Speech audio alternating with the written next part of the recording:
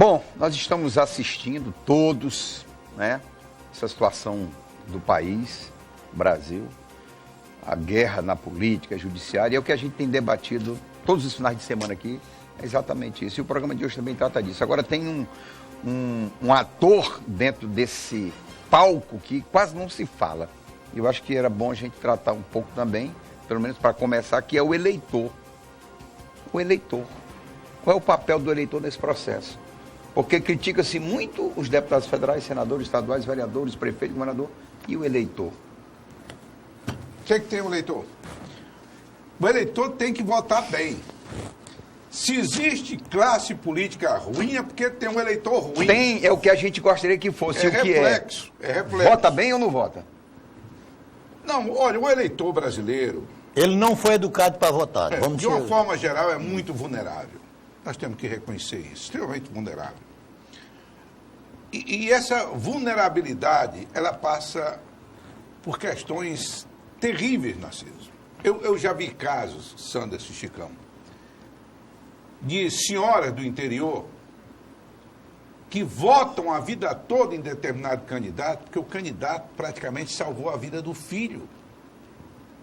Ela sem nenhuma condição, filho em estado grave, o cara patrocinou um aviãozinho, trouxe para o meio, levou para outros lugares mais distantes. Uma cirurgia, bancou, né? Tudo, cirurgia de emergência, tudo. Agora, te coloca na posição de pai e mãe. Salvar um filho. Cria um vínculo. Que não adianta. Não, infelizmente não adianta, porque nós temos um Estado que não dá as condições ainda ao seu cidadão. E essa vulnerabilidade acaba se transformando num ato de gratidão. Um ato de gratidão. É por isso que muitas vezes eu não sei se grandeza ou não, mas eu compreendo muitos eleitores que votam assim, sabe? Chicão. Me deu uma parte nessa sua fala. Eu penso que, pelo menos, essa senhora, ela está demonstrando o maior caráter que o cidadão tem que ter, que é a gratidão. Tem um ditado que diz que quem não tem gratidão não tem caráter, né? Eu penso que, o que falta no Brasil, a gente debater, é a questão, digamos, do valor, da importância do voto, né? Então, o que se observa? Que nós temos hoje 30% de pessoas que não votam, vão lá no seu voto, não querem saber de política, não querem participar de política, inclusive pessoas de todas as classes. E vai aumentar esse ano. Exatamente. E nós temos aí uma média de 40% que estão votando de qualquer jeito. Vota por R$50, vota porque o camarada prometeu ali alguma bobagem para ele e tal. Então, esse eleitor, ele está, digamos, não cuidando da nossa democracia. E aí, Astério, eu quero parabenizar você por esse programa, porque o que se observa no nosso país, a gente caçou um presidente da República, a Lava Jato prendeu praticamente toda o PIB do Brasil, e nós conseguimos ver aí como era que funcionava isso, né? Dinheiro para financiar, digamos, a política criminosa. Essa política que o cara chega lá na liderança, alguém que acha que tem 20 votos, 30 votos, 10 votos, e diz, ó, quanto é que você quer para me apoiar? Né? Então esse dinheiro, Osmir, e Narciso e Dr. Sanders, esse é o dinheiro, digamos, que vem para fazer o trabalho sujo da política. Então, centenas de parlamentares aí enrolados, né? Um problema enorme. E ninguém vê ninguém debatendo essa questão da conscientização do voto. Porque quem é o verdadeiro guardião da nossa democracia? O cidadão, o eleitor, a pessoa que vota. Se a gente não conscientizar, Narciso, esse cara que vai, no dia da eleição, diz assim, eu vou sair da minha casa para dar um voto numa pessoa que eu acredito nele. Aí, Osmir, não tem problema que seja o cara que deu lá o avião para salvar a vida do cara. Não tem problema que seja o camarada que, de repente, socorreu uma pessoa na necessidade, porque isso faz parte da vida humana, servir, né? Agora, o que não pode é o cara sair da sua casa para dizer assim, olha, eu vou votar no cara porque eu estou numa lista para ganhar R$50, para ganhar R$100. Não pode mais é você sentar com uma liderança, seja um presidente de bairro, seja um pastor, seja alguém que acha que tem algum voto. Citei aqui duas lideranças que normalmente são muito procuradas na política, né? São. E quando você senta, quer dizer, qual é a tua proposta? Aí não dá mais para você discutir política desse jeito. Não adianta mais, eu sou candidato a deputado, o doutor Santos é candidato a senador. Aí ele chega lá para um determinado suplente de vereador, não sei o quê, o cara diz, rapaz, quanto tempo tu tem para me dar? Aí você está morto, meu amigo. Você está morto. É disso que nós estamos falando. Ou a gente combate isso, faz a gente compreender. Ligeira parte onde eu vi os dois. O Sanders. Ligeira, não, vamos ver em seguida. O problema não passa, acima de tudo, por uma mudança no sistema eleitoral e partidário do Brasil. Com esse modelo que está aí, não adianta conscientizar muito o eleitor, não. Se não houver uma mudança para valer no modelo eleitoral e partidário do Brasil, é difícil, pois não, Sandro? Não, só concluindo o raciocínio. Sim, Chico. A mudança no regime eleitoral é importante. Não, é fundamental. Super fundamental. Mas o mais importante é o cidadão ter consciência que o voto dele tem uma importância. Não pode ser dado por bobagem. Senão, aí onde está, eu diria, a desmoralização da política. Vamos lá, doutor Sandro, a sua avaliação. A gente vê que no início da política, como a arte de bem governar, de administrar um povo, apareceu uma figura nos tempos antigos, na Grécia Antiga, chamada demagogo. O demagogo, no início, não era uma figura pejorativa, uma figura ruim. O demagogo era aquele homem que conduzia o povo... Que prometia boas coisas. Boas coisas, conduzia o povo e levava o povo a patamares de boa organização social, econômica, política. Com o tempo, esses demagogos, eles foram percebendo que o povo ele se movimentava com outros sentimentos mais inferiores que não aqueles da construção da boa política. Naquele tempo. Então, o demagogo passou a ser a maioria desses políticos que nós estamos vendo hoje. O debate, a forma deles conquistar o voto, de comprar voto, de cair no populismo, nas graças do populismo, daquilo que rende o voto. Então, o grande problema que eu vejo hoje no país não é só o eleitor. O eleitor tem uma grande parcela de contribuição, porque ele precisa se conscientizar para votar de forma correta. Mas eu vejo que o grande problema também é dos políticos. Eu não acredito em reforma política, em reforma constitucional, reforma disso, se não for uma reforma ética do Brasil. Para mim, o único problema, o mais grave problema que o Brasil passa é uma questão ética.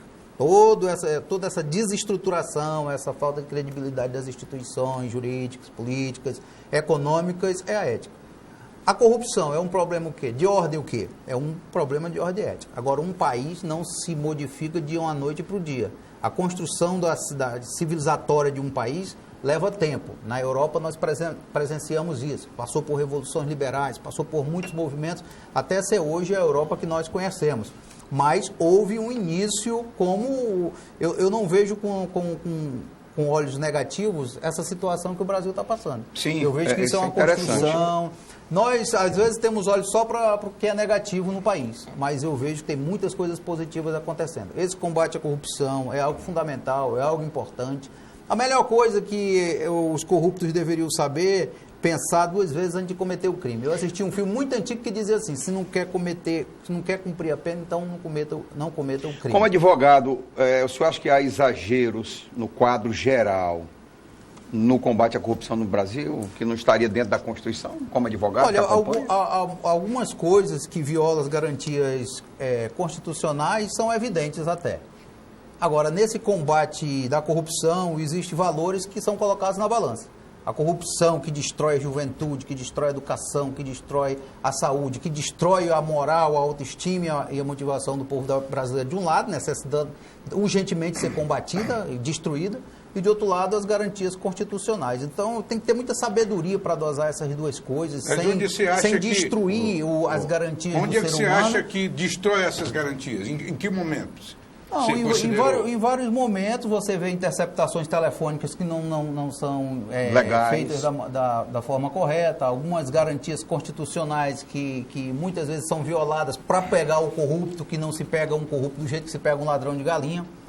O Solon, um dos grandes legisladores da humanidade, dizia: as leis são como telhas de aranhas, elas pegam os pequenos insetos e se arrebentam com os grandes. Então, esse debate tem que ser colocado na mesa. Como é que se combate a corrupção, gente poderosa, gente grande, gente que comanda a nação, as estruturas da economia? São coisas que não dá para se resolver assim de forma tão maniqueísta, fulano está errado, fulano está certo. É um diálogo nacional, nós estamos numa construção nacional, um amadurecimento institucional da nação ainda, da Constituição, da ordem jurídica. Viu, Narciso, um pouco, eu vou aproveitar participou ainda. Sobre a dação do voto, a entrega do voto. O Osmir citou um exemplo de uma senhora que teve um filho salvo por um favor de um político. E N casos desses. Claro, Né? Esse voto, de toda sorte, não foi legítimo. Mas você até usou uma frase que para mim é representativa de tudo. A gratidão é a síntese de todas as virtudes. A gratidão é a síntese. Se você não tiver gratidão, você não... Está morto. Está morto. Verdade. Aí você trouxe, aí sim, a perversão do nosso sistema eleitoral. Aqui eu não vou citar nome, até porque eles são notórios conhecidos, que têm Honoráveis. canalhas, honoráveis bandidos, que pega o mandato, passa 4 anos com o gabinete fechado, gabinete parlamentar fechado, guarda todo o dinheiro do salário, da verba indenizatória, Das vantagens. e de todas as patifarias. Aí quando chega, faltando 60 dias para as eleições, Abre a torneira. aí manda que o presidente do bairro tal me cadastre 100 eleitores, outro 200 eleitores, e isso já está correndo aqui. Apesar desse moralismo pregado. Esse é meu medo, é verdade. Aí, quando chega no dia da votação, de repente você se surpreende que o cara é o mais votado. E ainda levanta o diploma e diz, obrigado, meu povo.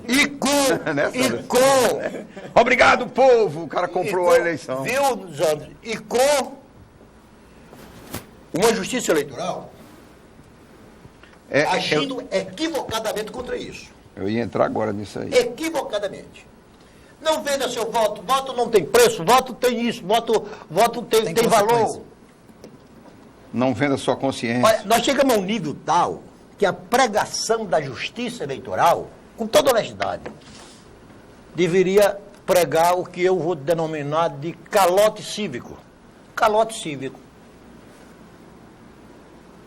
Se o candidato quiser comprar seu voto, receba o dinheiro dele, mas não voto nele. Aí imaginou? Se isso pegasse, aí... Mas aí, Narciso, você me permite, até para estender um pouco Sim, aquilo que o Sanders colocou de não acreditar em uma mudança de reforma. Para mim, isso é um ponto fundamental. Eu vou dar um exemplo. A anarquia não era desse tamanho. Ela aumentou com o pluripartidarismo, que é uma vergonha. Há aqui partidos que fazem propaganda pelo jornal dizendo temos vaga para deputado estadual e federal. Isso é uma anarquia. Mulheres também venham. Isso é anarquia. Eu vou dar um pequeno exemplo de que mudança é fundamental. Se nós adotássemos o voto distrital, vou pegar no puro, onde cada partido, e não essa quantidade imensa de partidos, mas com a diminuição natural de uma cláusula de desempenho ou de barreira, cada partido apresentasse um candidato a deputado federal, você teria todo um partido e suas lideranças trabalhando por aquele nome. A corrupção e a compra de votos, Chicão, já diminuiria sensivelmente. Você acha que o sistema modificaria a forma do eleitor pensar? Eu vou para o passado. E você deve se recordar. Vamos a 1986, não vamos muito longe. Não havia compra de voto, que eu me lembre. Não havia compra de voto. Por quê?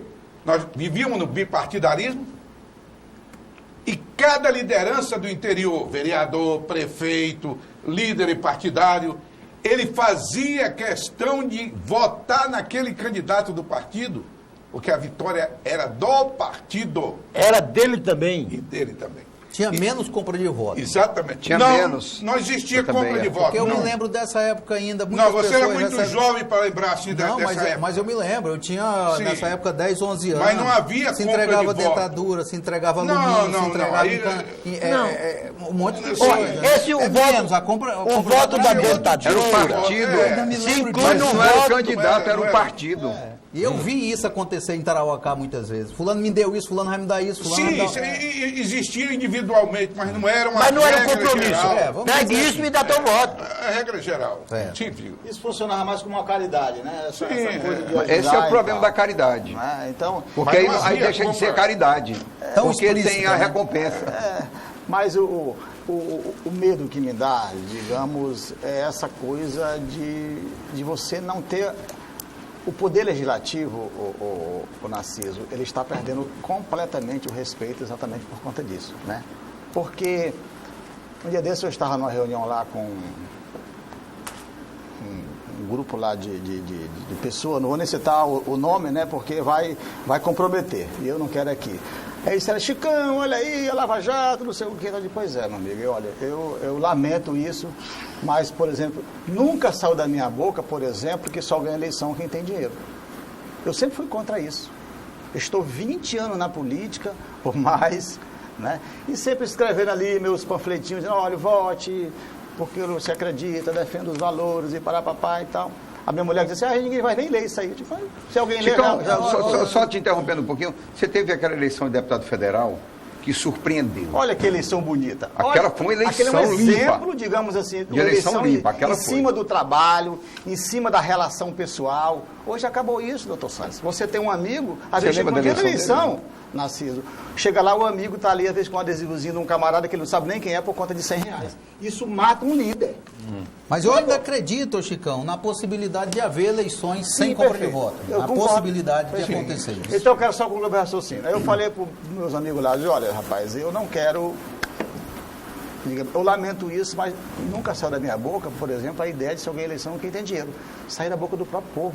Vamos combater isso. Se a partir de amanhã, cada cidadão, é tipo aquele cara que fuma e diz assim, a partir de hoje eu não vou fumar mais. Ele está ganhando alguma coisa na vida dele. Porque ele tomou uma Pelo menos a decisão. disposição tem. É a mesma coisa do camarada que diz assim, com dinheiro mais ninguém leva meu voto.